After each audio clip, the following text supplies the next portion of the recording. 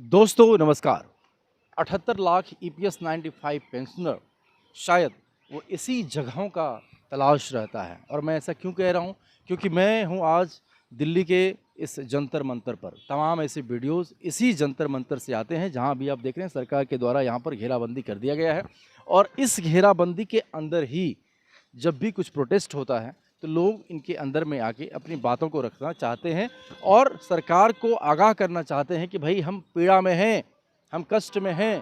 तो ईपीएस 95 के लोग जो 78 लाख पेंशनर्स हैं और जो करोड़ों लोग अभी ईपीएस 95 के दायरे में आने वाले हैं, उन सब के लिए क्या कुछ सबक है, क्या कुछ उनकी बेहतरी के लिए हो रहा है, तमाम रिपोर्ट आज इस वीडियो के माध्यम से हम बताने की कोशिश करेंगे। साथ ही हम ये भी आपको बताएंगे कि क्या राष्ट्रीय संघर्ष समिति, जो कि आप लोगों की आवाज़ को हमेशा से बुलंद करते हुए चली जा रही है, और ये बदस्तूर 8 वर्षों से ये संघर्ष चल रहा है, जहां पर कि पेंशनरों को सिर्फ 800, 500 और 1000 रुपये उनको मिल रहा है। तो आप बताइए कि जो इतनी बड़ी महंगाई के ज़माने में वो 1000 रुपये में आखिर कैसे अपना गुजारा कर पाएगा।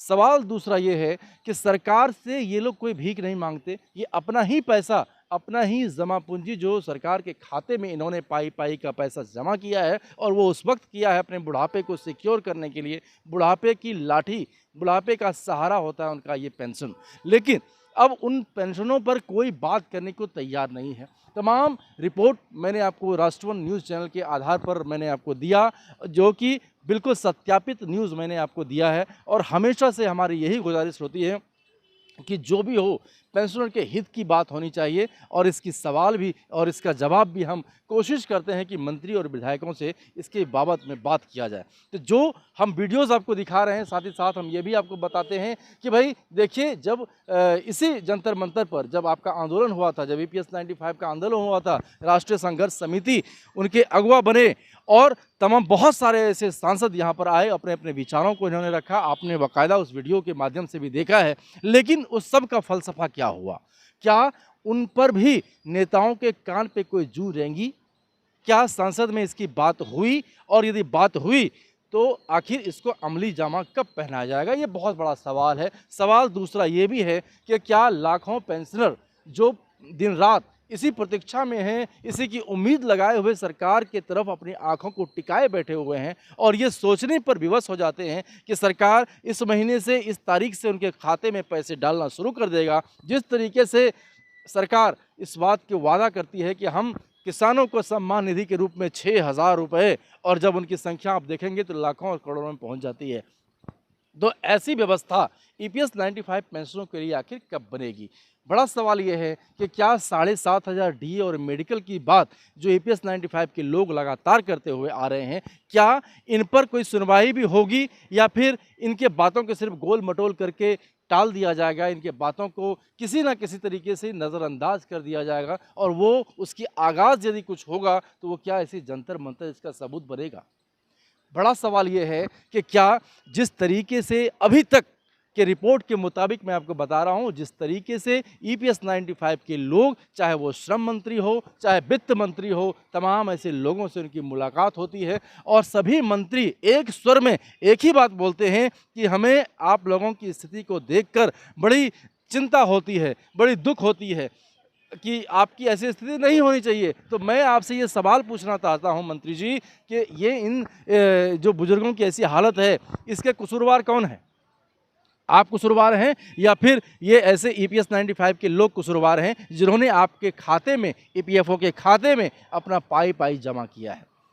और इसका जवाब आखिर देते क्यों नहीं है? आप लोग क्यों गोल मटोल बना करके इसको रख देते हैं कि हम कहीं ना कहीं से आपकी बात हो रही है, काम जरूर होगा? और काम कब होगा? तब होगा जब ये लोग एक एक करके अपना दम तोड़ देंगे।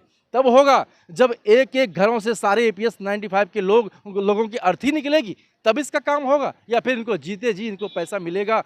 ये बहुत बड़ा सवाल है। दूसरी बड़ी बात यह है कि ये संघर्ष के सहारे आखिर इनकी ज़िंदगी कब तक टिकी रहेगी? तमाम ऐसे फ़ोन कॉल्स हमारे पास में आते हैं, तमाम ऐसे लोग हमें कॉल करते हैं, और वो प्रतीक्षा में हैं कि किस तारीख से वित्त मंत्री हमारे खाते में पैसा डालेंगे, किस तारीख से प्रधानमंत्री ये ऐलान करेंगे कि ईपीएस 95 पेंशनों को 7500 डीए और मेडिकल मिल रहा है। ये आप समझिए, ये पैसा सरकार से नहीं मांग रहे, ये अपना खुद का पैसा जो आपके ईपीएफओ के खाते में जमा किया है, और ईपीएफओ के अधिकारी ने भी इसको माना है कि इनकी पेंशन बढ़नी चाहिए।